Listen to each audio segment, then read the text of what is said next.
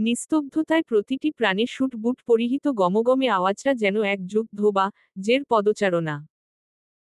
তার প্রতিটি পদক্ষেপে পথটা কেঁপে ওঠে, আর সেই শব্দেই ভেঙে যায় নীরবতা, ক্ষণে ক্ষণে তাজা হয় এক নতুন শক্তি, সাহসের উন্মেষ।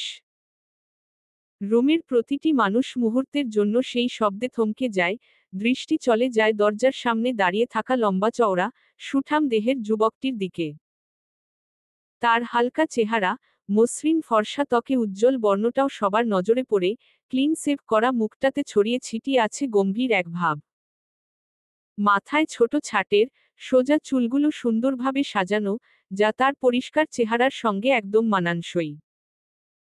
তবুও, যুবকটির ঘোলাটে চোখ টোতে রয়েছে এক অদ্ভুত গভীরতা, যেন তার ভাবনাতে, দৃষ্টিতে নতুন নতুন কোনো রহস্য লুকিয়ে আছে। এই রহস্য বোঝার ক্ষমতা যে সাধারণ মানুষদের ধরাছোঁয়ার বাইরে তাও স্পষ্ট।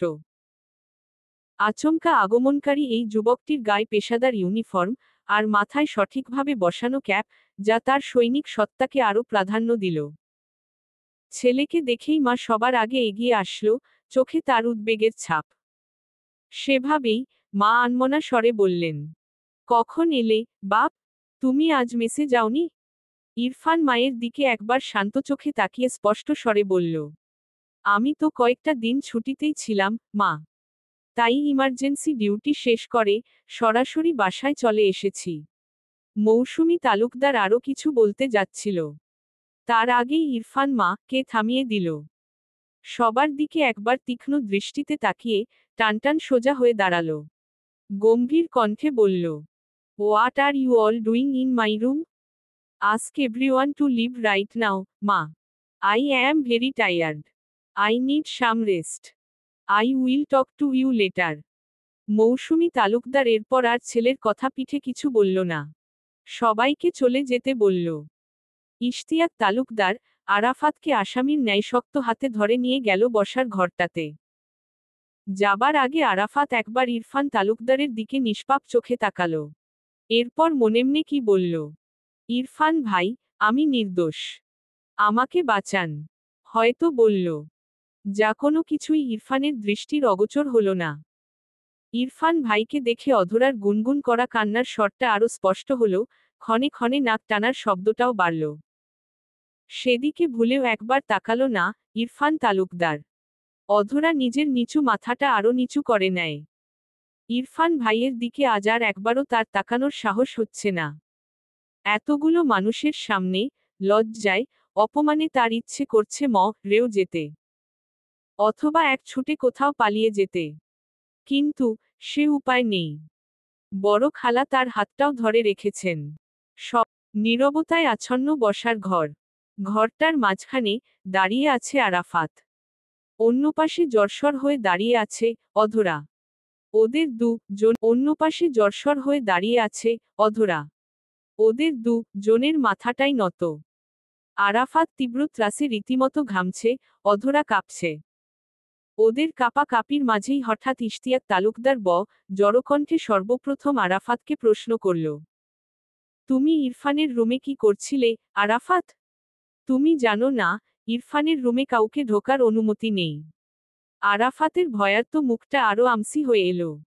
ছেলেটার হাঁটুতে কাঁপন অনুভব হল। অজানা এক ভয় মনের মাঝে তল্লিতল্লা চেপে বসল। সেটা কিরকম ভয়? স্বজন হারানোর ভয়, আশ্রয় হারানোর ভয়। আরাফাতের মতো রাস্তায় পড়ে থাকা এতিম শিশুকে তালুকদার বাড়িতে আশ্রয় দিয়েছিলেন মৌসুমী তালুকদার। শুধু আশ্রয় না, মায়ের জায়গায় দিয়ে বুকে জড়িয়ে নিয়েছিলেন। সেই সঙ্গে মা ডাকার অধিকারও দিয়েছে বিলাসবহুল জীবন। পড়ালেখার সুযোগটাও বাদ পড়েনি এতে। আরাফাতের স্পষ্ট এখনো মনে আছে, ফুটপাতে বসে সদ্য বাবা মা হারা আরাফাত খুব কাঁদছিল। কোথায় যাবে, কি করবে, কি খাবে, কে ঘুম পাড়িয়ে দিবে ওকে? এসব নিয়ে যখন ছোট্ট আরাফাত দিশেহারা হয়ে কাঁদছিল, মা বলে ডাকছিল, ঠিক কিছুক্ষণ পরই একজোড়া স্নেহময়ী কোনো মায়ের হাত তার কাঁধ ছুঁয়ে বলল, তুমি কাঁদছ কেন, বাবা? তুমি কাঁদছ কেন, বাবা? তোমার মা কে খুঁজে পাচ্ছ না বুঝি? আরাফাত তখনও অঝোর কেঁদে কেঁদে আগন্তুক নারীটিকে বলে দিল, জানো, আমার মা নেই। তুমি আমার মা হবে? মৌসুমী তালুকদারের মাতৃম্নে অমনি বাচ্চাটার কথায় ধাক্কা খেল। কেমন ভারী ভারী কথা বলছে ছেলেটা। আমার মা নেই। এর থেকে ভারী শব্দ আর পৃথিবী আছে? বাচ্চা ছেলেটার মায়ামো চেহারা আর মায়ামো আবদার সে উপেক্ষা করতে পারেনি। সকল ফর্মালিটি পূর্ণ করে সেদিনই আরাফাতকে তালুকদার বাড়িতে নিয়ে আসেন মৌসুমী। এরপর থেকেই ছোট্ট মায়াভরা বাচ্চাটাকে নিজের ছোট ভাইয়ের জায়গাটাও দিয়ে দিলেন ইরফান। এরপর থেকেই ছোট্ট মায়াভরা বাচ্চাটাকে নিজের ছোট ভাইয়ের জায়গাটাও দিয়ে দিলেন ইরফান। প্রথমে তালুকদার বাড়িতে ইরফান ও মৌসুমী ছাড়া কেউই তাকে পছন্দ করতেন না। ধীরে ধীরে ওর আচরণে বাড়ির সকলে মুগ্ধ হল। এরপর থেকে ওর আর কিছুরই কমতি রইল না। বাড়ির সবাই এতিম আরাফাতকে ভালোবাসা দিয়েছে। পূর্ণাঙ্গ একটি পরিবারের অভাব ঘুচিয়ে দিয়েছে। দিয়েছে স্বাধীনতা, ছেলে হিসেবে কাঁধে তুলেও দিয়েছে কিছু দায়িত্ব। আড়ালে আবডালে বাহিরের মানুষেরা আরাফাতকে তালুকদার বাড়ির কাজের লোক বললেও ও জানে তালুকদার বাড়ির দ্বিতীয় ছেলে সে।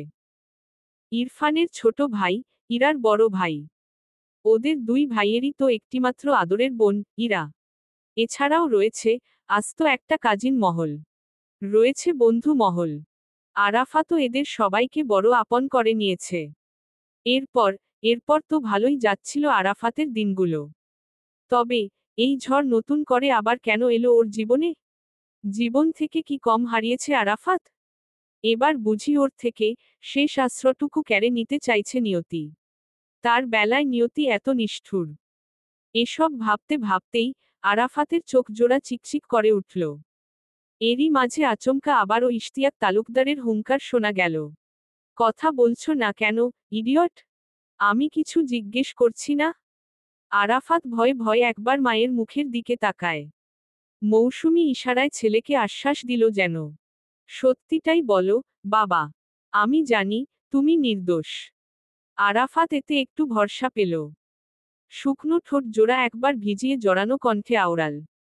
শুকনো ঠোঁট জোড়া একবার ভিজিয়ে জড়ানো কণ্ঠে আওড়াল। আমি সন্ধ্যা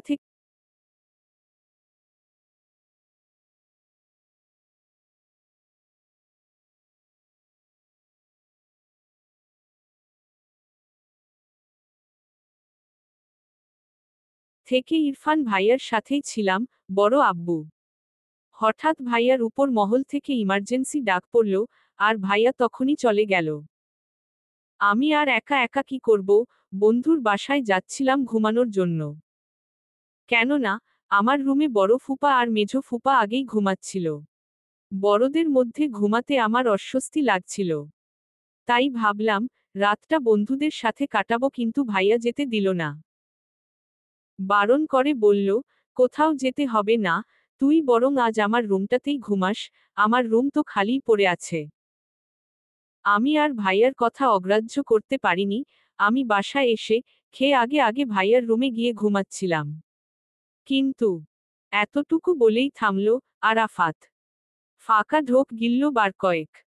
তন্মধ্যে ইসাবেলা অধৈর্য হয়ে বলল, কিন্তু কি? আরাফাত ফোঁস করে শ্বাস টেনে বলল। হঠাৎ হঠাৎ মাঝরাতে অধরা কোনো কথা বার্তা ছাড়াই ভাইয়ার রুমে এলো, আর আকস্মিক ঘুমন্ত আমার উপর মন করে বসল। আবার নিজেই চেঁচাল। উপস্থিতি সবার বিস্মিত চোখের দৃষ্টি পড়ল এবার অধরার উপর। তবে কি মেয়েটা আরাফাত বা ইরফানকে সাথে চাইছে? অধরা নিজের পিঠ বাঁচাতে আচমকা চেঁচিয়ে উঠল।